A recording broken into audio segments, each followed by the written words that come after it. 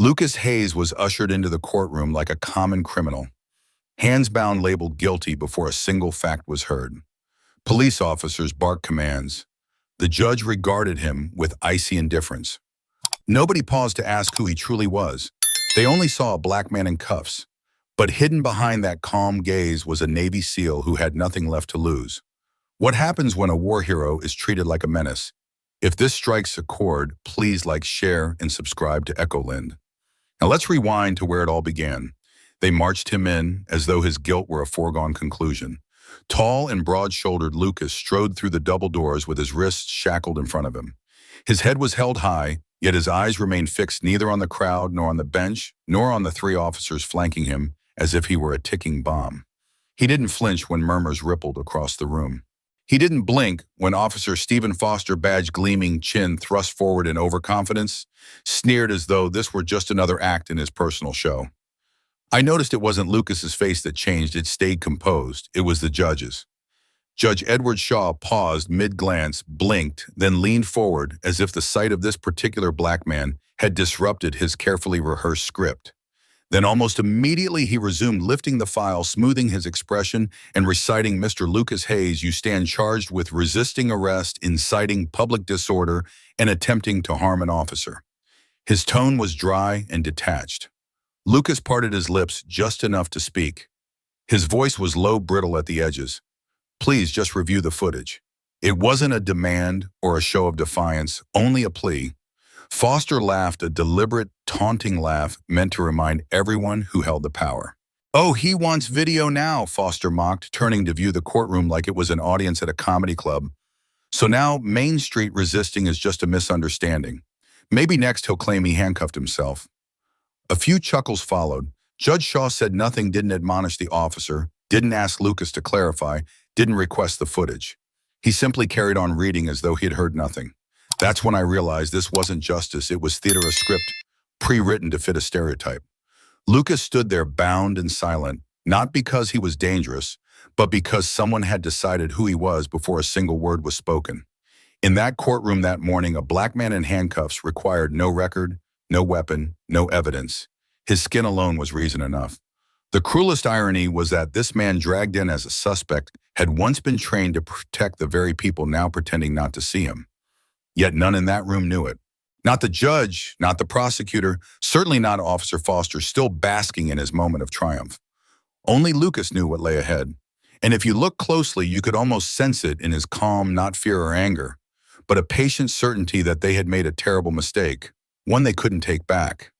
His words rang out so forcefully that no one noticed Lucas' lips parting quietly as if trying to speak through the uproar. "You grabbed me. I begged you to stop." He barely whispered the facts, no protest, no outburst, just the truth no one had asked for and no one heard. Foster pressed on, piling accusation upon accusation, choosing his language for maximum effect rather than accuracy. He squared his shoulders, glared at Lucas, and declared, "I feared for my safety." He fits the profile. "Keep it brief," the judge interrupted without looking up from his paperwork. No comment on Foster's tone or restraint, just a swift command to hurry along, as if Lucas's name, his story, his very breath were a nuisance on the docket. I glanced back at Lucas. He no longer blinked nervously. He simply watched and listened, not because he egged Brooks, but because he understood in that moment that nobody in that room had come to hear him. His carefully chosen words would always sound like a threat to those whose minds were already made up. So he remained silent, standing still. Not like a statue, but like someone who knows the difference between giving up and protecting himself with silence. As Foster wrapped up his smug, self-satisfied statement, something unexpected happened. A little girl of 9 or 10, perched in her mother's lap at the back, leaned forward. Her gaze locked on Lucas, not in fear or pity, but with a steady curiosity, as though she saw something everyone else overlooked. Lucas didn't look away from her or from the judge or from Foster. He inhaled once deeply and held his ground. That single breath, calm, measured, carried more dignity than any speech he might have made. Not frightened or confused, she simply watched. It wasn't admiration or pity, but a quiet recognition. Lucas met her gaze for a moment, no nod, no smile, just a hushed understanding that bridged the distance between a man forced into silence and a child who chose to truly see him. When the prosecutor had the monitor wheeled in, the room leaned forward. Pens hovered, eyes fixed on the screen. But the footage began mid-confrontation. No context, no lead-in, only a single frame of a black man caught in what looked like resistance. Notice his body language, rigid shoulders, clenched fists advancing, the prosecutor intoned. The courtroom fell silent. Images often speak louder than words. Lucas shifted ever so slightly. His lawyer, a young man swamped by an oversized suit, leaned in and whispered, "Stay silent. We'll respond afterward." Yet no rebuttal could undo what had been shown. The prosecutor then moved on. Defendant's history shows no current job, no stable address for 5 of the last 8 years, no tax filings, repeated absences, and no professional references. He paused long enough for doubt to take root, his tactic a subtle form of character, assassination cloaked in legal procedure. Lucas looked down, hands clasped tightly. His right thumb traced slow circles on his left palm, a silent mantra, then caught the light on a small silver ring, a seal trident worn smooth by years of unspoken missions and buried sacrifices. In that courtroom, none of his service mattered. When Judge Shaw finally asked any rebuttal, his voice never lifted from the papers in front of him. This court does not consider sentiment. And just like that, a lifetime of duty was reduced to employment gaps and liabilities. Lucas remained motionless, his silence no surrender, but a shield, a simmering awareness that the system was operating exactly as designed. The hush that followed was not peace, but the weary stillness of those who have watched justice slip through their fingers. A gentle but steady voice rose from the back. "Your Honor, I request to testify." An older black woman stood adjusting her blue hat. "I'm Martha Jameson of 7th and Bay. I saw his arrest. I witnessed everything." She spoke calmly, offering her testimony because she knew it was right. The courtroom froze. Judge Shaw sighed, glanced at the clerk, and replied coolly, "This is not the time for unscheduled testimony. Submit your statement through proper channels." She remained standing. "I already did days ago. No one replied, so I came." She turned to Lucas. "You didn't resist. You asked him to stop. I remember your look when he didn't." Lucas met her eyes briefly. Gratitude, grief, the relief of being seen before Shaw tapped his desk. "Return to your seat, ma'am." The bailiff nodded at her. She sat tall, unwavering. Then a young man stood beside her, clean-shaven, squared shoulders, holding a USB drive. "I'm Ben Jameson, her son. That's my mother. This drive contains unedited street camera footage of the entire incident." He offered it to the bailiff. His calm words felt like defiance. "We sent this to the precinct." No response. "So we're bringing the truth here." The drive changed hands. Jurors glanced up. Judge Shaw barely moved. "It will be reviewed," he said, voice neutral. Ben nodded once and sat. The evidence arrived, quietly offered, and just as quietly shelved. Lucas stayed still but exhaled softly, his shoulders dropping a fraction as hope folded inward. For a moment he seemed ready to speak, perhaps to thank or demand to be heard, but he chose silence, watching every reaction with clear, unyielding focus. Not in panic, but with purpose. When the truth is barred at the front door, some break and others find the window. No one signaled the monitor to switch on so early. Perhaps the clerk queued it up, waiting for permission that never came. Suddenly, the courtroom lights dimmed around the jury box, and the footage began. No soundtrack, just a timestamp, 47 p.m., Bay and 7th. Lucas strolled into view, hoodie on, hands relaxed. A patrol car rolled in, and Officer Foster strode out, hand at his holster. Lucas spoke first. "Sir, I serve this country. Please don't do this." No anger, no threat, just open palms. Then the video showed Foster grabbing Lucas's arm, twisting, shoving him onto the car hood. A knee drove into Lucas's back, cuffs snapped tight. Lucas murmured, "I didn't do anything. I just needed to cross the street." Then the image froze. The courtroom was motionless until an elderly veteran in the back row stood, removed his well-worn cap, pressed it to his chest, and nodded at Lucas. No words, just respect. Foster shifted uneasily. Judge Shaw paused his notes, tapped the gavel once, and murmured, "Footage acknowledged. Let's proceed." The words fell flat, but something had changed. The jury sat straighter. The spectators stilled, the bailiff relaxed. Lucas remained silent, but his shoulders eased. When a lie dominates too long, the truth need only appear to reclaim its place quietly, powerfully on a single screen. He tapped his pen on the desk and replied without feeling, "Military service is irrelevant. This is a civilian case."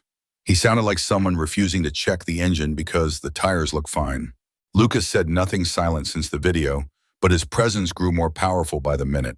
After a short break that afternoon, he quietly asked for pen and paper.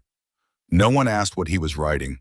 He folded the note, slipped it into an envelope, and handed it to the court officer with a nod. We didn't know the recipient yet, but the care he took made it feel like more than a simple message, a signal. The gallery fell silent. Lucas wasn't pleading or raging or fishing for sympathies. He sat tall, composed, and that stillness filled the room more than any outcry.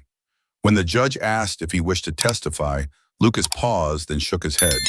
Not someone out of words, but someone confident enough to let something greater speak for him. Some misread his calm as surrender. A few wondered what man can hold the truth this long unless he knows exactly when to release it. And suddenly the courtroom felt like the eye of a storm.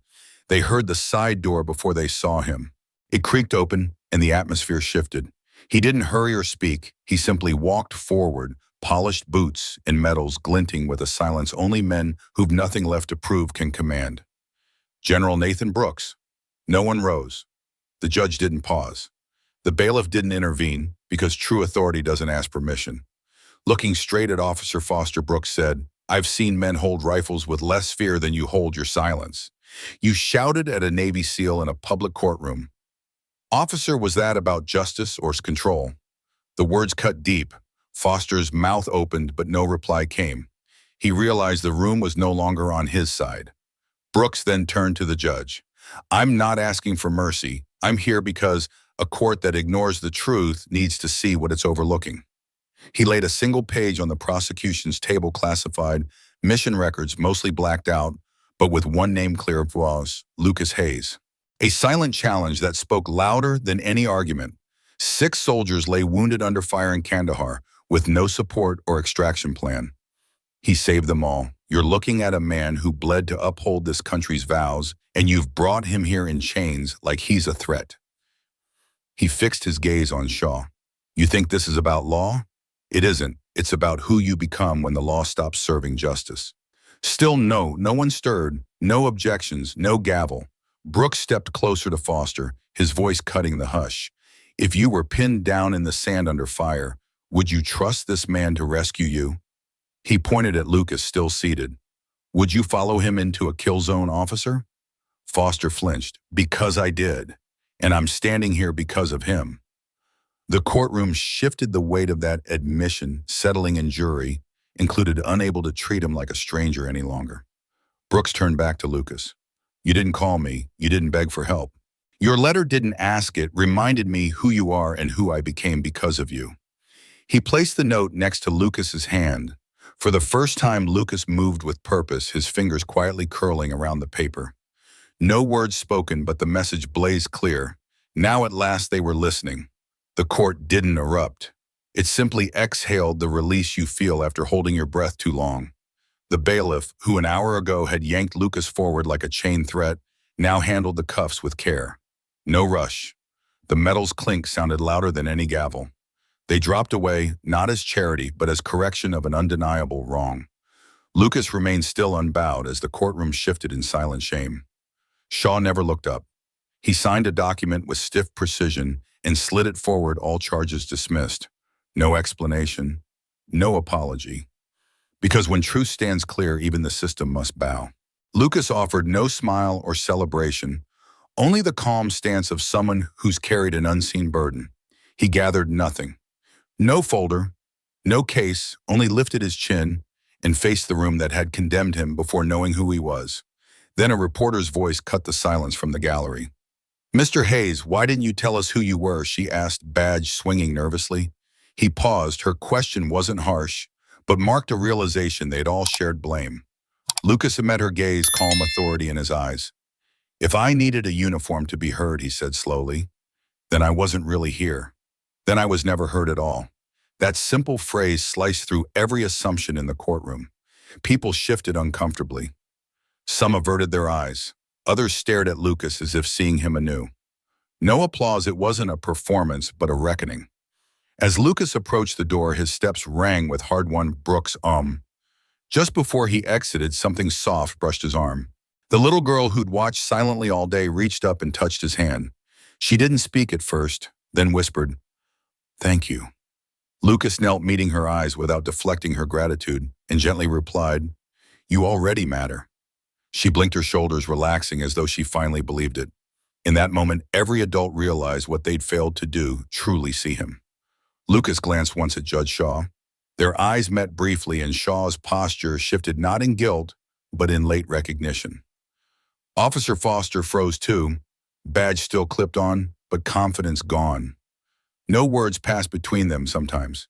Forgiveness is a silent decision not to look back. The doors opened, pouring warm light into the room. Lucas stepped into it, the outside air feeling clearer, not because the world had changed, but because someone had faced its worst and refused to bow. Some spectators stayed seated, waiting for a cue that never came. Others rose, unsure if they'd witnessed an end or a beginning. Lucas didn't linger. He didn't need to. In the story of dignity, the greatest victory often needs no cheers, only an audience that listens. That day, for the first time in too long, the world did.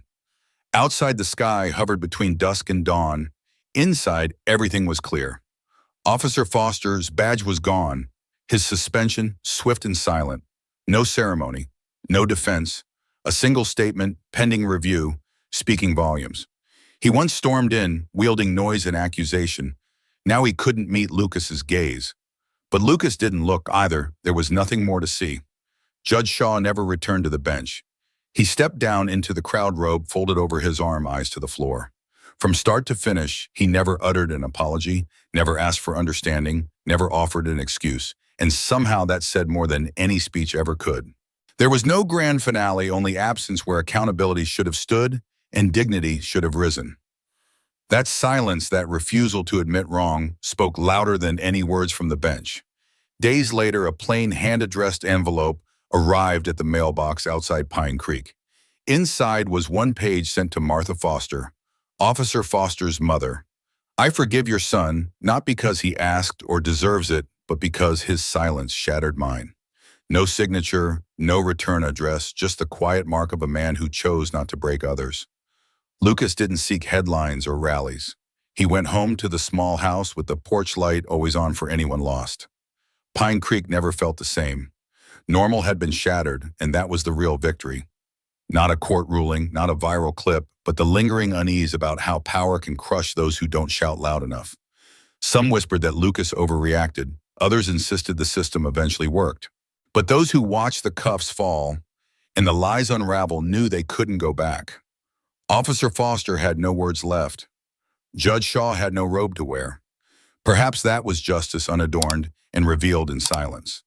Lucas didn't hurry out. He walked slowly, free of push or shout, into the cool afternoon air. No applause, no chants, just a few people rising from their seats, not out of habit, but from something deeper, wordless respect. Colonel Brooks stood beyond the marble pillar's uniform, crisp eyes soft. He offered a salute. Lucas placed his hand over his heart, not as a soldier or a defendant, but as a man who carried a weight no uniform could show. For a moment, the world paused in quiet recognition. Justice hadn't come in a verdict or speech. It came in the way Lucas left a room that tried to erase him still whole. The story didn't end there, it never truly does. But no one who saw him, judged by silence alone, would forget. They saw a system that blinked first, not because it embraced truth, but because it could no longer deny it.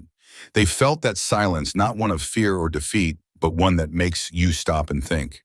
He entered in chains. He left in silence. That day, it wasn't him on trial. It was the system that failed to see him. And this time, everyone did. Some stories don't need to shout to be heard. Lucas Hayes didn't emerge a hero. He walked out as a human being, at last seen, at last free. Justice isn't just laws, it's the space we create for dignity to breathe. It's about being seen for who we are, not just our uniforms or others' biases. It's about holding on to dignity when the world won't give it. If this story resonated with you, please like, share with someone who needs to hear it and subscribe to for more true inspiring tales that expose the moments society tries to ignore. Your support means everything. It keeps us going and lets us amplify more voices, truths, and acts of humanity. We don't just tell stories, we preserve the memories others try to erase. This story reminds us that true power doesn't always roar. It sometimes resides in purposeful silence and hidden courage. The message is that justice doesn't bow to authority, but society must have the courage to face the truth and speak up. Right now, I want to hear your perspective. How do you feel about the journey beyond prejudice that the protagonist underwent? Do you agree that small, steadfast acts of silence can spark major change? And most importantly, when do you predict racism will finally end, 2030, 2050, or later? Please leave your comment below and share your personal viewpoint. Every voice matters because only when heard can our collective ideas shape a fairer future for all.